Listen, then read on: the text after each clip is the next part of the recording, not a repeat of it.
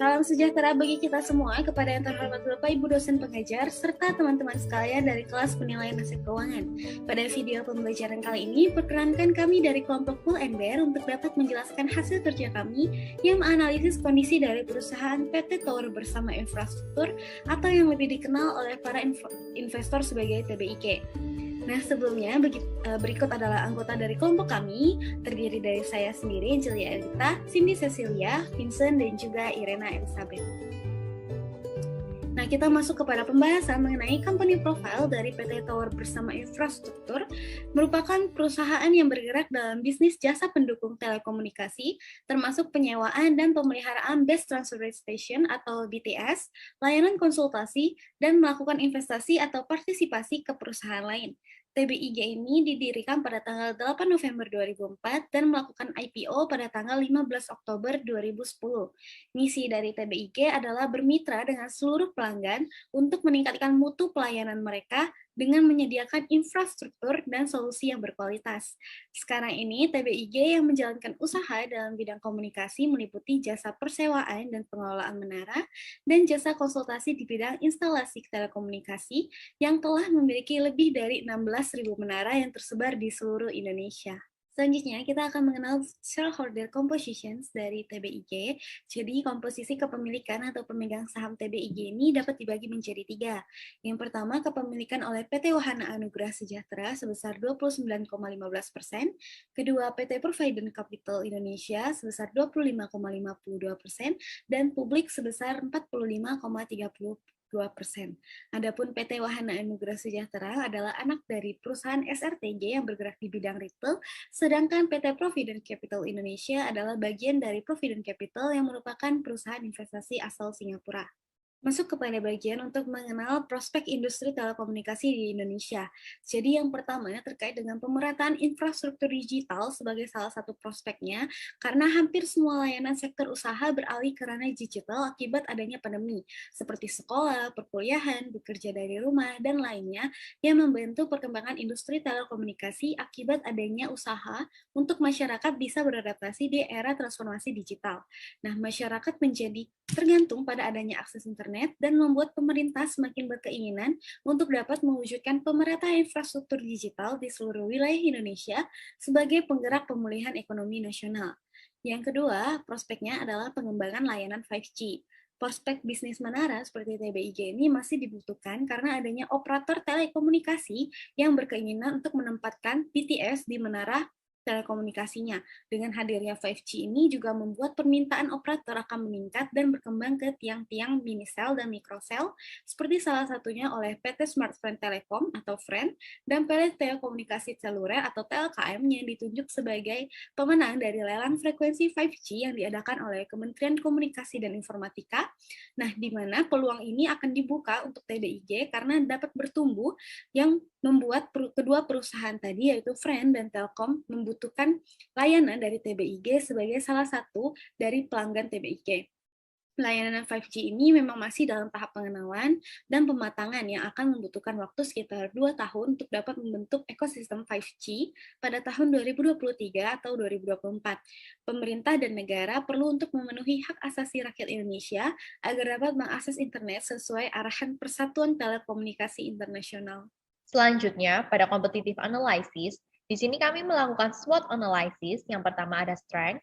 Untuk strength, Tebik selalu terkenal akan keunggulannya dalam menyediakan infrastruktur telekomunikasi yang strategis. Hal ini dibuktikan dengan jumlah menara terbanyak kedua yang terdaftar pada BEI sebesar 16.265 unit di tahun 2020.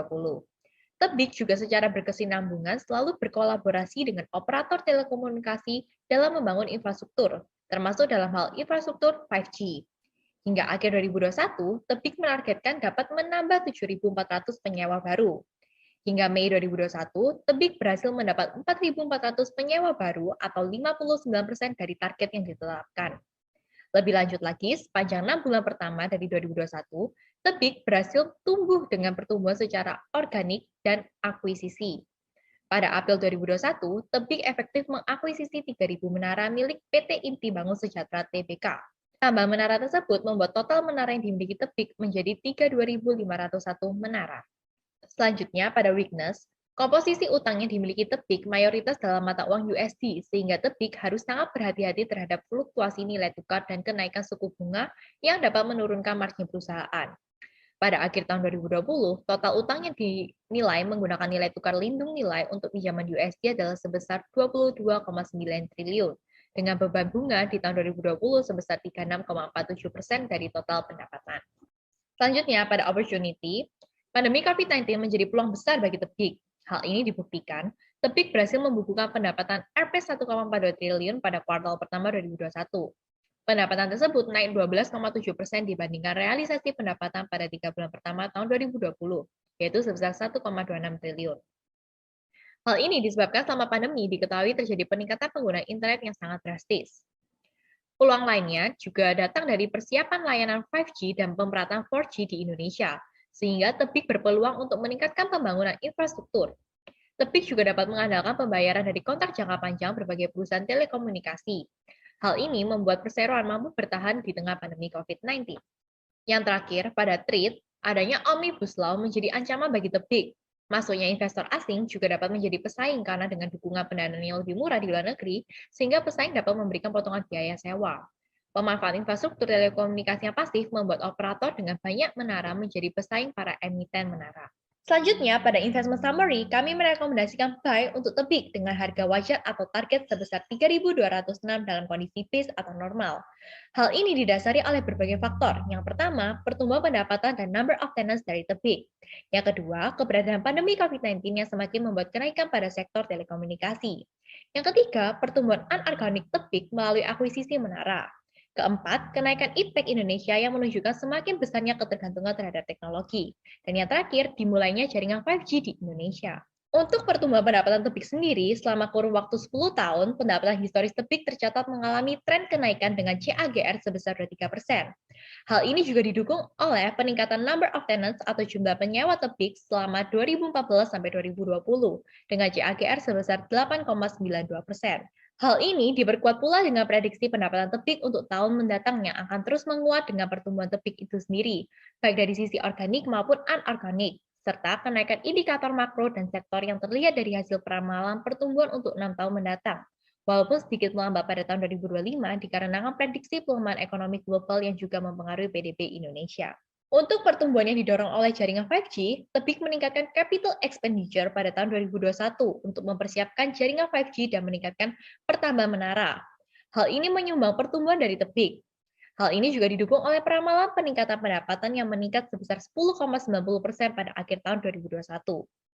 Dalam hal ini, Tepik juga sudah menyiapkan fiber optik di lokasi menara yang menjadi target penempatan 5G nantinya. Untuk melancarkan rencana tersebut, Tepik sudah mengantongi izin jaringan tetap tertutup sejak tahun 2014. Berikutnya, dukungan hasil valuasi diperoleh nilai wajar dari Tepik yaitu sebesar 3.206 dengan potential upside sebesar 14,49%. Pada valuation analysis yang sudah kami lakukan menggunakan metode DCF-FCFA, kami memilih metode ini karena didasarkan pada data historis yang didapatkan, debt lebih besar dibandingkan dengan equity, sehingga akan lebih sesuai menggunakan metode ini. Dari hasil valuasi dengan proyeksi hingga tahun 2026, kelompok kami mendapatkan bahwa target harga dari saham Tepik adalah sebesar 3.206, dengan potential upside sebesar 14,49%. Untuk valuasi DCF-FCFA, dalam perhitungan kami mendapatkan bahwa target harga dari Tepik adalah sebesar 3.206. Hasil ini digunakan dengan menggunakan nilai dari terminal crude yaitu sebesar 3,9% dan nilai cost of equity sebesar 11,06%. Selanjutnya pada football field valuation, analisis valuasi yang kami lakukan juga diperkuat oleh analisis valuasi yang dilakukan oleh beberapa perusahaan sekuritas.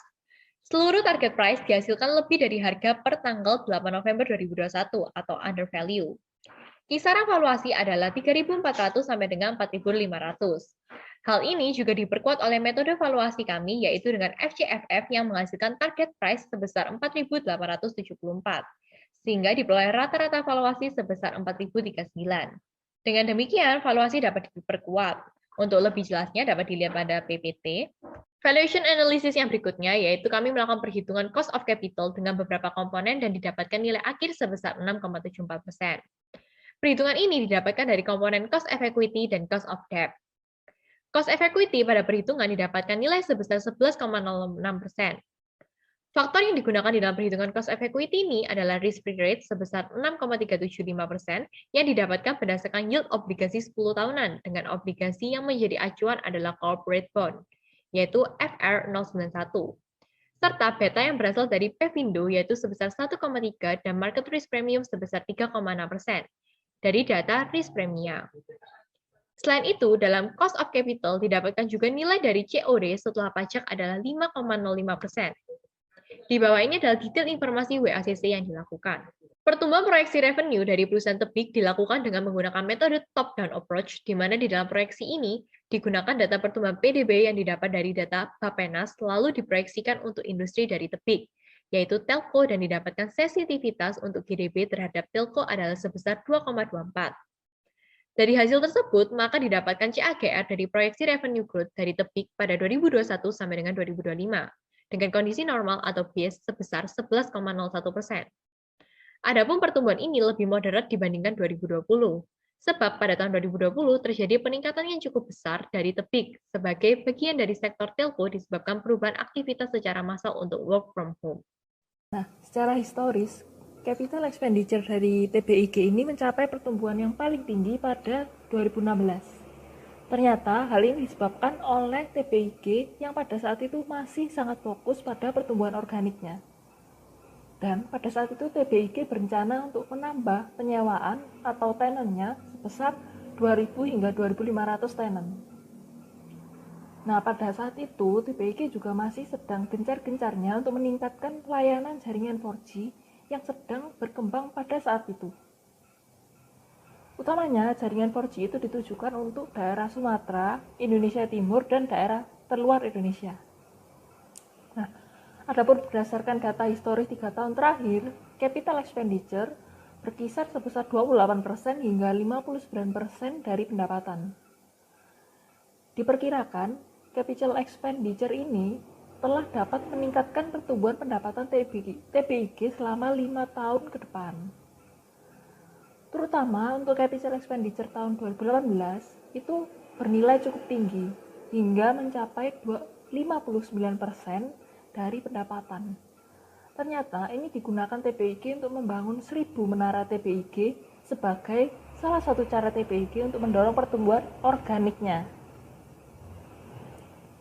Hal ini adalah salah satu perwujudan dari komitmen perusahaan untuk fokus pada pengembangan organik, ketimbang pengembangan anorganik dengan cara akuisisi tower. Hal serupa juga sama seperti komitmen TBIG pada 2016 yang saya jelaskan tadi. Tentunya kedua hal tersebut dapat meningkatkan capital expenditure. Adapun TBIG meningkatkan capital expenditure pada tahun 2021 untuk mempersiapkan jaringan 5G dan meningkatkan pertambahan menara. Selain itu, di tahun 2021 juga diketahui bahwa TBIG akan meningkatkan pertumbuhan anorganiknya melalui akuisisi menara IBST sebesar 3.000-an menara, sehingga pertumbuhan CAPEX diperkirakan meningkat pada 35% mengikuti pendapatan pada tahun proyeksi. Namun sesungguhnya TBIG bukan mengutamakan fokus ke anorganik, melainkan organik. Terdapat target penyewaan 7.400 tenan yang mana sebagiannya adalah dilakukan dengan cara akuisisi atau anorganik dan sebagian lagi dilakukan dengan cara organik. Sehingga capital expenditure 2021 diperkirakan tumbuh moderat beriringan dengan meningkatnya pendapatan. Adapun jika dilakukan proyeksi, capital expenditure untuk 5 tahun ke depan meningkat cukup tinggi dibandingkan dengan tahun sebelumnya. Adapun untuk 2021 itu sendiri peningkatannya adalah sebesar 37%. Selanjutnya mengenai multiple valuation. Dalam rangka mendukung hasil perhitungan rekomendasi, di sini dilakukan perbandingan dengan rasio-rasio umum yang ada pada perusahaan menara telekomunikasi lainnya. Perbandingan ini akan dilakukan dengan menggunakan beberapa rasio, yaitu PBV, EV/EBITDA, dan PE.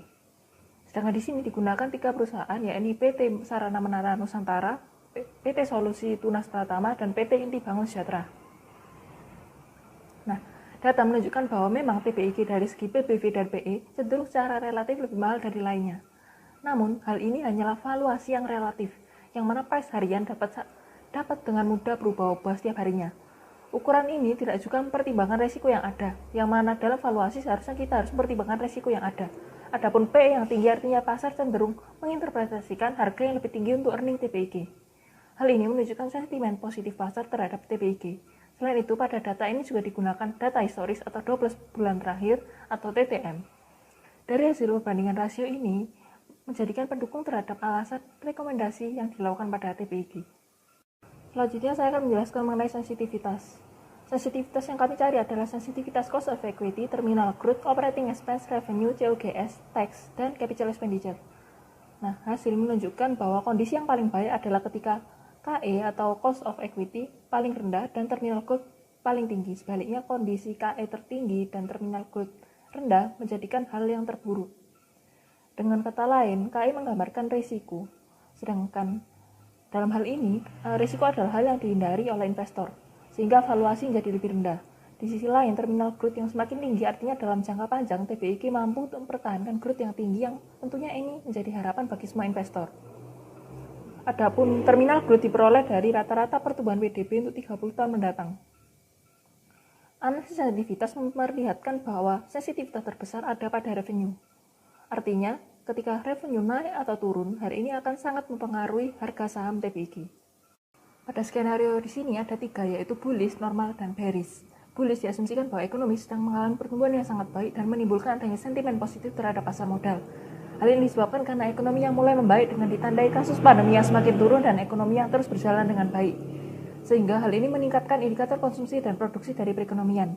Hal ini, maka rata-rata pertumbuhan revenue TPIG adalah 11,8% dengan nilai terminal growth 4% sehingga didapatkan nilai wajar 3.262 dengan potensial upside 16,5%. Untuk yang normal, diasumsikan ekonomi sedang mengalami pertumbuhan sesuai dengan prediksi Bappenas, sehingga rata-rata pertumbuhan revenue TPIG adalah 11,01% dengan terminal growth sebesar 3,9%, sehingga diperoleh nilai wajar 3.205 dengan potensial upside 14,5%.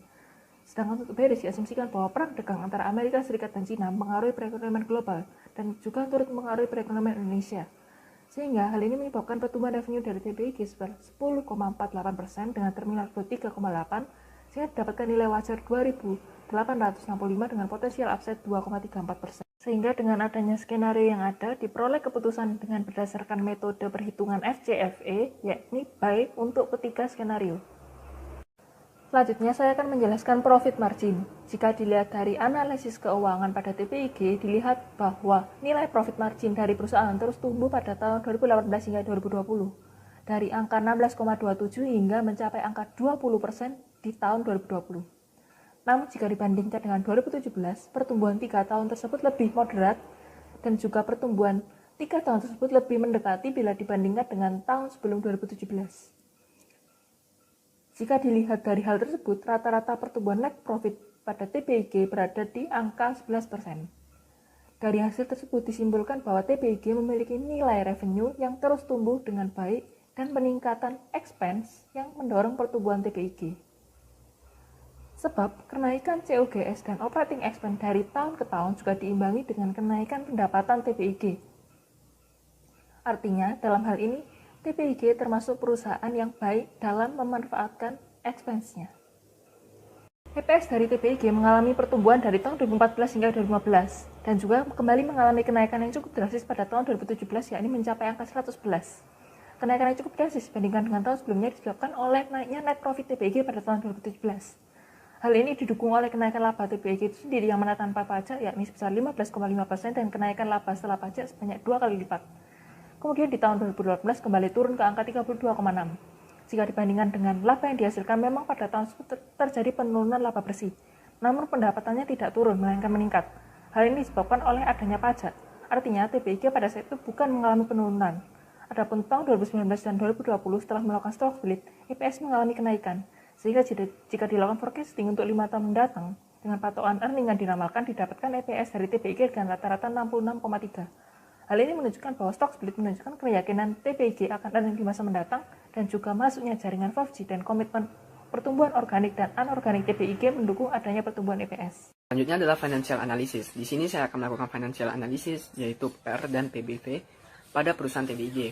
Sebelum saya menjelaskan, saya akan menjelaskan terlebih dahulu pengertian PBV. Jadi PBV itu adalah rasio harga saham terhadap nilai buku perusahaan.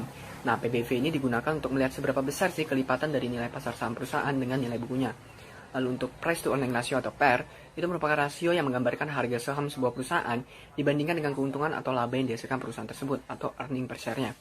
Nah, dari kedua komponen ini dapat digunakan untuk menghitung intrinsic value dari saham TBIG dengan metode relative valuation.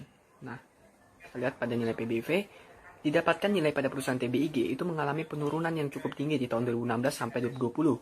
Namun, pada forecasting dari tahun 2021 sampai 2025, nilai PBV TBIG semakin membaik dan pulih setelah mengalami penurunan di tahun 2020. Hal ini menunjukkan bahwa setelah mengalami stock split di tahun 2019, keuntungan dari pemilik saham akan meningkat seiring waktu dimulai dari tahun 2021. Lalu untuk nilai PER pada perusahaan TBIG itu terus mengalami pergerakan yang cukup fluktuatif di tahun 2014 sampai 2020. Namun pada forecasting dari tahun 2021 sampai 2025, nilai dari PER TBIG tidak mengalami perubahan yang cukup tinggi, yakni hanya berada pada rata-rata angka 64,6. Lalu saya akan menjelaskan relative valuation-nya. Nah, jika dilakukan relative valuation pertama pada PER, didapatkan nilai intrinsik saham dari TBIG adalah sebesar 3.015. Hal ini menunjukkan bahwa saham TBIG masih berada pada angka yang undervalue jika dilihat pada harga TBIG per tanggal 8 bulan 11 2021, yakni berada pada harga 2.800. Maka rekomendasi yang diberikan sesuai dengan hasil valuasi tersebut adalah buy. Valuasi PER ini memiliki kecocokan dengan karakteristik TBIG sebagai perusahaan yang memiliki earning yang selalu stabil dan positif, sesuai dengan data historis dan peramalan earning TBIG yang selalu positif juga. Di samping itu, TBIG juga termasuk saham yang berkapitalisasi besar dibandingkan dengan pembandingnya. Begitu pula dengan grafik PER yang kami buat, menunjukkan bahwa TBIG undervalue, sebab masih dalam rentangannya. Asumsi ini juga kami perkuat dengan adanya relative valuation menggunakan metode PBV, di mana didapatkan nilai intrinsik saham dari TBIG adalah sebesar 5.024, sehingga jika dilihat pada harga TBIG per tanggal 8 bulan 11 2021 yakni 2.800, itu menunjukkan saham TBIG masih berada pada kondisi undervalue sehingga layak untuk dibeli para investor. Adapun valuasi ini umumnya cocok digunakan untuk perusahaan yang secara profitabilitas itu sedikit tidak stabil atau terganggu, atau bisa dibilang earningnya negatif, namun memiliki bisnis model dan kondisi keuangan neraca yang baik, sehingga valuasi PBV TBIG ini sedikit lebih tinggi dibandingkan dengan nilai PER yang telah saya jelaskan tadi. Nah, hal ini diperkuat dengan grafik PBV, di mana harga saham TBIG saat ini itu masih dalam kondisi yang undervalue juga, karena berada di antara garis standar deviasi 1 dan standar deviasi 2, sehingga cocok untuk diberikan rekomendasi buy kepada para investor. Nah, saya akan menjelaskan bagaimana sih mitigasi yang dilakukan oleh TBIG untuk meminimalisir risiko yang terjadi lah. Untuk yang pertama dari risiko likuiditas, itu mitigasi yang dilakukan TBIG adalah berusaha dengan cara memanfaatkan arus kas operasional dan fasilitas kredit evolving. Di samping itu, dengan adanya profil likuiditas TBIG yang memadai dan proyeksi kenaikan dari kas dan setara kas untuk 6 tahun ke depan juga dapat memitigasi risiko likuiditas. Lalu untuk risiko tenants, TBIG itu berusaha untuk terus meningkatkan pembangunan tower sesuai pesanan operator, sekaligus menawarkan tower ke operator exciting. Sebab diperkirakan bahwa operator telekomunikasi yang merupakan konsumen utama dari TBIG ini masih terus bertumbuh dan menambah perangkat untuk memperkuat kapasitas jaringannya. Lalu untuk resiko suku bunga, itu strategi konservatifnya itu menggunakan instrumen lindung nilai atau lebih kita kenal dengan hedging. Nah, untuk risiko nilai tukar juga yang dilakukan oleh TBIG juga sama, yaitu menggunakan hedging yang sesuai. Lalu untuk resiko pelemahan ekonomi yang dilakukan TBIG itu membuat kontrak jangka panjang dengan perusahaan operator komunikasi, yaitu selama 10 tahun yang mana tidak bisa dibatalkan. Jadi bisa dibilang selama pandemi COVID-19, pelemahan ekonomi ini dimanfaatkan sama TBIG untuk mempromosikan dirinya dan memposisikannya dengan baik dalam mengambil bagian dari pertumbuhan permintaan untuk menara telekomunikasi. Lalu ada risiko bencana alam. Nah, dalam rangka menghindari risiko bencana alam ini, TBIG memiliki proteksi asuransi terhadap set telekomunikasinya untuk segala risiko termasuk pertanggungan atas gangguan usaha. Nah, untuk yang terakhir yaitu risiko persaingan, mitigasi yang dilakukan adalah memfokuskan diri pada penyediaan site dan pelayanan terbaik dan memastikan lokasi site yang menarik. Bahkan, bersedia untuk menjual menaranya apabila valuasi dan nilai strategisnya kurang berprospek. TBIG juga membangun hubungan yang kuat dengan operator telekomunikasi, kualitas menara yang kuat, dan tinggi menara yang memadai. Environmental, Social, and Governance. Untuk environmental, perusahaan TBIG dapat kita lihat dia masuk ke dalam indeks ADX ESG Leader, sehingga dapat dikatakan bahwa TBIG memiliki penilaian yang baik dan skor risiko ESG yang rendah. Lalu dalam environmental, TBIG juga ada sertifikat ISO 14001-2004 tentang sistem manajemen lingkungan untuk penyediaan layanan infrastruktur nirkabel, operasi dan pemeliharaannya pada tanggal 19 April 2013 yang kemudian ditingkatkan ke ISO 14001-2015 di Agustus 2017. TBIG juga resmi menjadi bagian dari anggota United Nations Global Compact melalui Indonesia Global Compact Network atas kontribusinya untuk mendukung pengurangan gas rumah kaca, memanfaatkan energi terbarukan, dan fokus pada peningkatan kesejahteraan masyarakat sekitar di tahun 2020. Nah, untuk sosial TBIG, tanggung jawab sosial perusahaan itu melakukan upaya selama pandemi COVID-19, di mana mereka itu menyumbangkan berbagai peralatan seperti media mobil klinik, ventilator, baju hazmat, sarung tangan, termometer, serta sembako untuk berbagai masyarakat di Indonesia. Selain itu juga ada aplikasi kesehatan Simoni untuk menganalisis dan melacak riwayat penyakit, dan juga TBIG mengeluarkan platform pelayanan kesehatannya. TBIG juga telah dinilai baik dalam hal tanggung jawab sosial oleh SJS Indonesia dan mendapatkan sertifikat ISO 26000-2010 pada Oktober 2013 silam. Lalu untuk tanggung jawab terhadap SDM, tanggung jawabnya itu dia memiliki divisi Human Capital Management yang bertanggung jawab atas pelaksanaan perekrutan tenaga kerja, pelatihan dan program pengembangan, kompensasi, motivasi, komunikasi, dan administrasi. Nah, untuk pelatihannya itu akan fokus pada diferensiasi kompetensi, yang fokusnya itu pada performa karyawan. Lalu ada juga threshold kompetensi, yang fokusnya untuk meningkatkan keterampilan, pengetahuan, kemampuan, berdasarkan posisi dan fungsi setiap karyawannya. Nah, untuk governance TBIG itu berkomitmen untuk menegakkan kebijakan dan praktik-praktik tata kelola perusahaan sesuai dengan peraturan di Indonesia dan berlaku secara internasional. Selain itu juga, TBIG juga menerapkan yang namanya whistleblowing system policy. Nah, tujuannya itu untuk mendorong seluruh pemangku kepentingan agar mau menyampaikan informasi tentang indikasi pelanggaran yang terjadi di TBIG. Nah, selain itu juga untuk pengawasan TBIG, mayoritas sahamnya itu dimiliki oleh publik, yaitu 43,17%, sehingga memungkinkan pengawasan lebih baik. Ketika perusahaan melakukan suatu tindakan atau mengambil keputusan, itu dapat tercermin dari harga sahamnya.